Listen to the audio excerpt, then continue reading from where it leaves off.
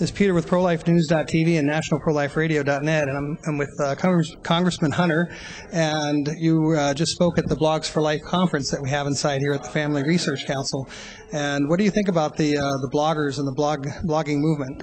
Well, Peter, I think it's of great value. You know, this is all people. This business is all people, and it's all communication with people. And I think that the way to touch people's hearts, and I think this is a debate of the heart. I think you can get people to come to you with their heart, that all of the technical arguments by the other side will tend to wither. And so this is a lot of communication, and that's what these guys do. So I like it. I think you're on the right track. You know, I was down at the March for Life in South Carolina, and it's Gianna Jensen, who was the young lady who experienced. She was the victim of a saline abortion. Yeah. And when she walked up on that stage and she told her life story, I was standing next to a bunch of tough old politicians who heard probably everything, and I'll tell you, they were crying like babies. It's an emotional story, I'm sure. She inspired people, and she also uplifted them. And those personal stories are the way I think we're going to win this battle. Yeah. Well, we're trying to get the word out, and we're sort of, with these types of efforts, we want to bypass the mainstream media. We have this event here, like you say, the March for Life. There's probably going to be a couple 100,000 people here, and another 30,000 on the West Coast. And yeah. I don't think they're going to broadcast to the mainstream media. That will be almost as important as if you had 300 aging hippies demonstrating for some vague notion of something somewhere. Yeah. Right. with paid demonstrators. And with nicely made signs. Well, they would be out there on force, en masse then. And what about the latest the step on the HR 552? Does that bill itself get renewed, or how does that work? Well, we're going to. This is my Life Begins at Conception bill.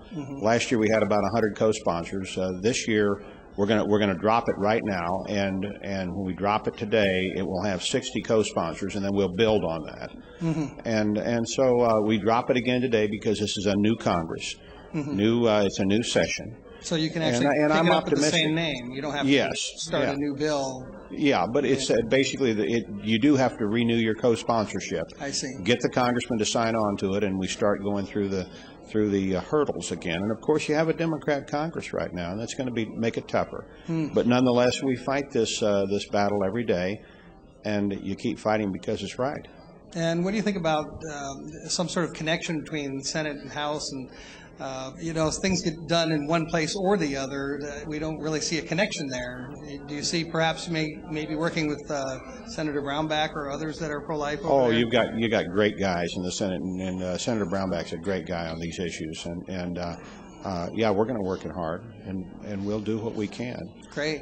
But it's going to be tough with the new Democrat majority, and I think people need to know that. I think the worst thing in this business is to overpromise and make people feel good about things when things are going to be tough. This is going to be tough to get legislation through. That's why we have to kind of reach out and grab people by the heart. Yeah. And I think we do that with things like these real stories from people like Gianna. Who really inspire people, and that's if we get the people, the leaders will follow.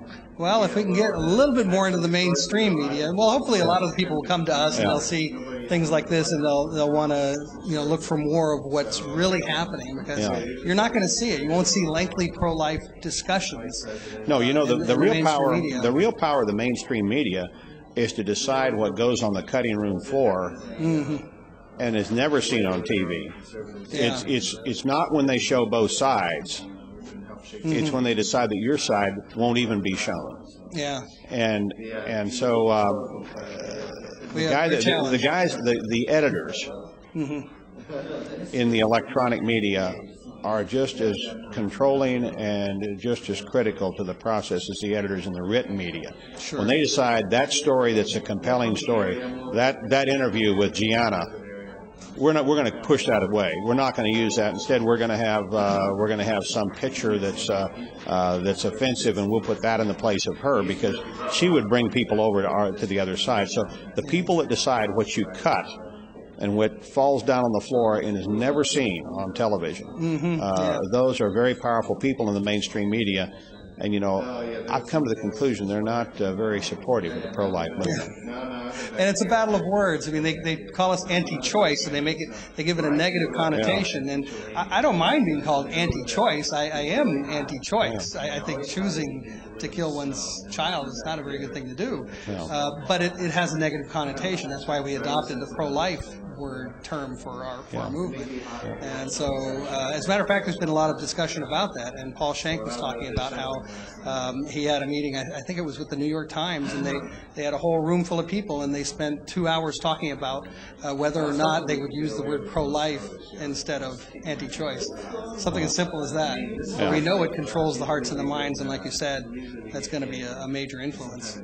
So what can you say to encourage people, the bloggers and the people out there, to get more involved? Well, first, you know, the great Henry Hyde, who is not with us now because he's retired, and he was one of the giants in the U.S. Congress in this century, he said something about the pro-life interest.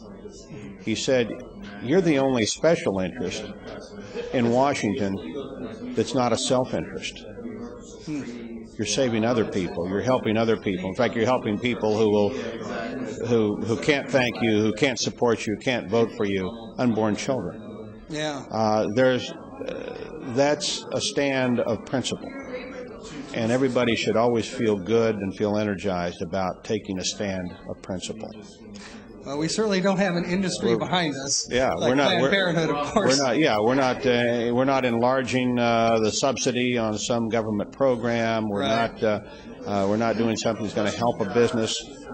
You're doing something that's not selfish. It's selfless.